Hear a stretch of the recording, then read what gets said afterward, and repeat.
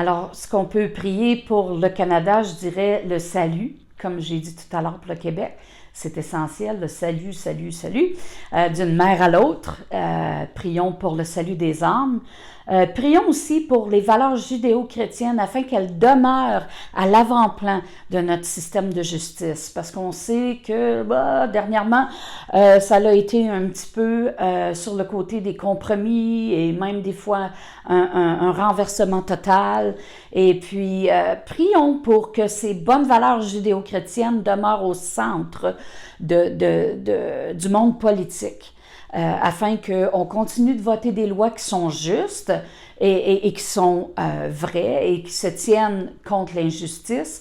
Parce que récemment, je trouve qu'on a vu beaucoup d'injustices et que ça doit être restauré. Alors, prions pour les valeurs judéo-chrétiennes afin qu'elles soient conservées, surtout par le Parlement et ceux qui ont le pouvoir sur le pays, le pouvoir politique, le pouvoir décisionnel et le pouvoir aussi financier, bien sûr, parce que tout est rattaché à ça ensemble.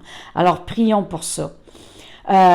Prions aussi pour le gouvernement afin qu'on ne s'associe pas avec les gens qui font du terrorisme.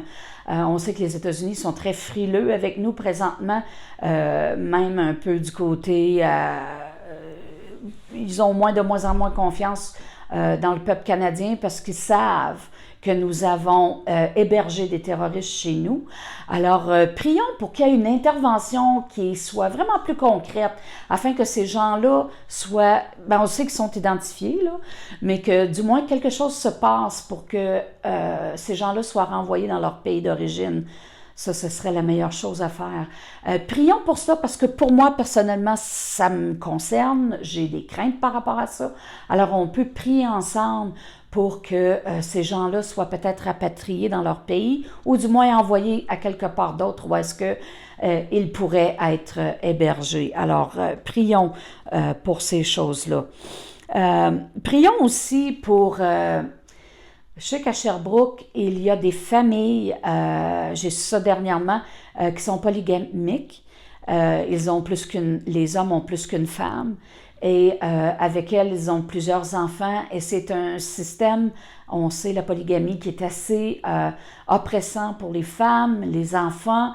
On force les enfants à se marier à l'adolescence.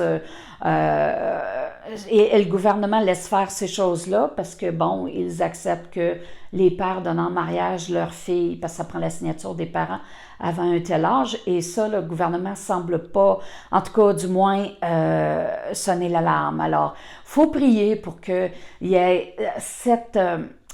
justice de base au Canada qui soit restaurée au Québec aussi, à Sherbrooke, qu'on puisse voir la restauration de la justice et surtout de la protection de la femme et la protection des enfants.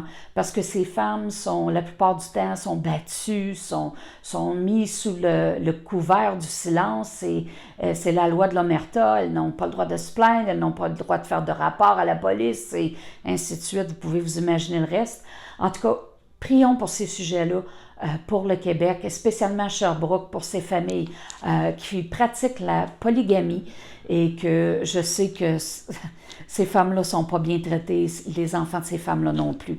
Alors prions et tenons-nous debout pour que Dieu intervienne, pour que les politiques vraiment retournent à ce qu'elles étaient auparavant et qu'elles soient appliquées afin de protéger ces femmes et ces enfants. Merci.